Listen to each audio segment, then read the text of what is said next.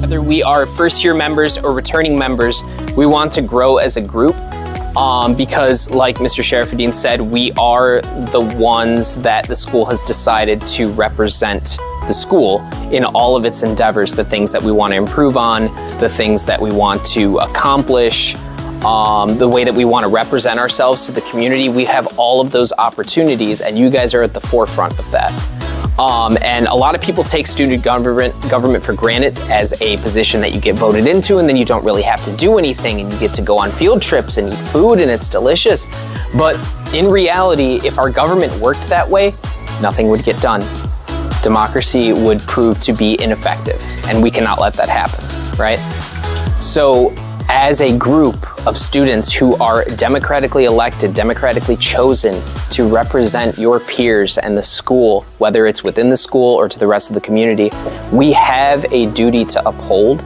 We have a job that we have been entrusted with, and we need to make sure we achieve that in one way or another, right? So by the time you enter the seat that you have, whether you're a General Assembly member or whether you're a president, or whether you are a commissioner, or whether you are the president, you have a job to set out on. And whether you accomplish that goal or job is up to you, right? No matter how big or small, but you definitely want to achieve something in your time for government. Because right now, I might not be looking, or I might not know it, you might not know it, but you might have government or civil service in your future. And if you do, bless you, this is a wonderful experience for you guys. To just at least get used to the avenues and the channels that you have to work through in bureaucracy or working with other people. That's the main thing, right?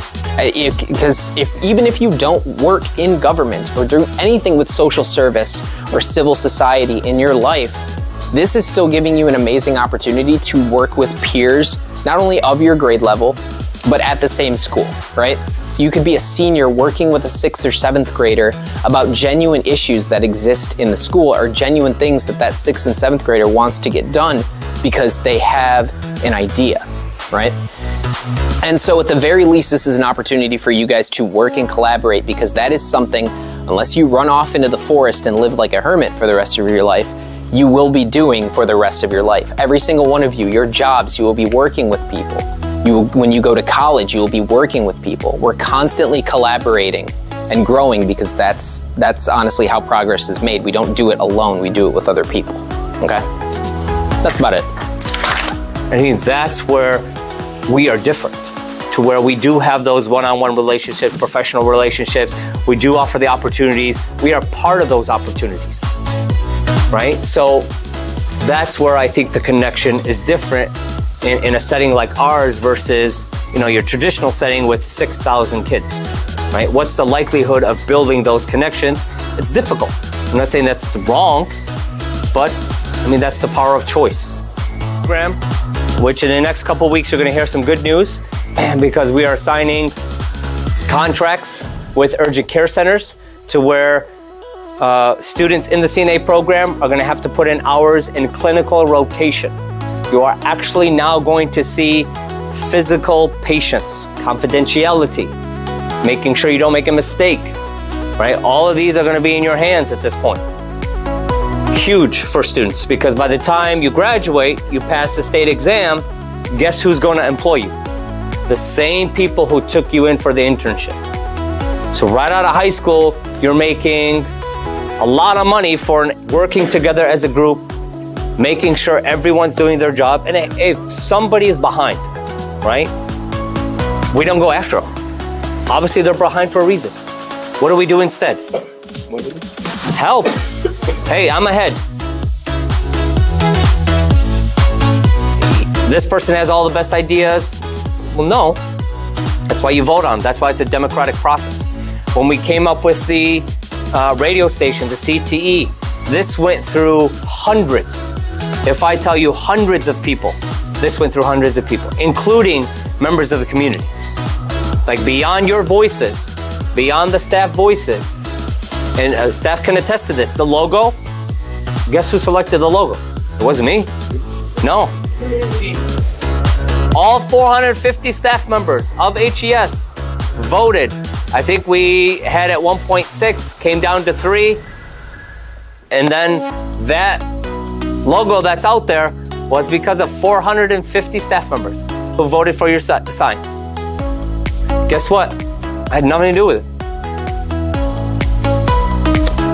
That goes to show you what shared leadership is, that everyone has a voice, everyone has a say, and ideas.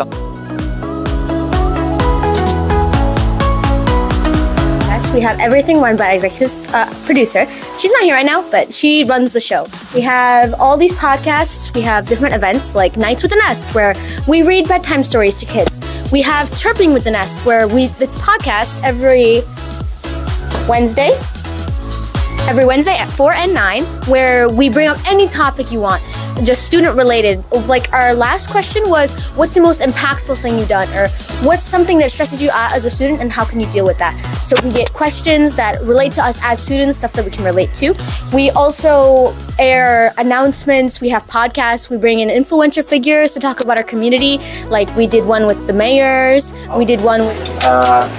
Support center is where we support the schools in all aspects. So with all the teachers that you see and the staff you see at the school, it's hired and interviewed here. All the bills for the school, all the budgeting, all the business aspect of for the school happens here. And the tour that you're gonna take here is you're gonna see every department and every function for each department and how things are done here. So you usually see the daily stuff, things happening at the school level, but you don't know how those things are happening. Now today you're gonna see how those happening and how teachers and staff members getting to the school, how supplies are getting to the school, how the schools are always clean and ready for you to come. Okay, good morning. Good morning. And happy Friday. Who's excited for the weekend?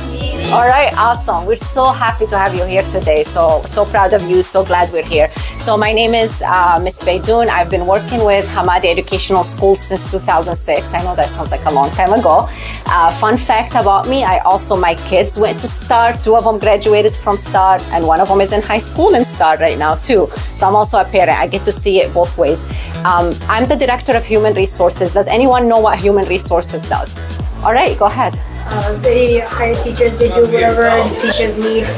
Exactly, that's true. So that's one of the things we do. Hiring staff and making sure like if the staff need anything that we're here to support them, making sure all the staff have the license, credential they need. We also do something very, very important. When somebody has a job, what's the most important thing about that? To do it, make sure. Getting paid, right? So we also make sure that everybody's getting paid, that they have benefits. I think we're gonna go around support center. You're gonna meet the amazing people who work around here. Ask them questions. Any questions you have in mind, just make sure you ask, and then should we go? All right, and is in order and is correct. That's what compliance really is, right? Cool. So let's start with the human procurement. Do you want to? Procurement is a large umbrella that involves purchasing, inventory management, supply stuff, and basically for your school and all the other schools, everything that needs to be purchased for your schools goes through buying things, yeah. And some level. Okay. All right. Any questions for Mr. Hamdan? Mr. Dakhlallah, who's the Director of Accounting. Hello everyone, nice to see you. Nice to see you too. Do you want to tell them a little bit about what you do, Mr. Dakhlallah? Over here we do a lot of financial planning and budgets and auditing for the end of the year. Does anyone have any idea what that might mean? Auditing? Yeah? Fielding? No, you can say. Go ahead. When some person comes to take a check on things. Okay, they check on things, right? That's good. So we pay the day-to-day bills, and then we also plan for the future. So we research and we study a lot of the laws and the grants that are available to the school district. And then based upon that, we analyze like the best way to utilize the funds. Yeah. You guys voted for me twice. You have showed me that we can put our foot in the ground and change the way student government works. You voted for the first, I don't know if it was the exact first, but the first junior president. But one time, and you may be the second term president of student government. So thank you.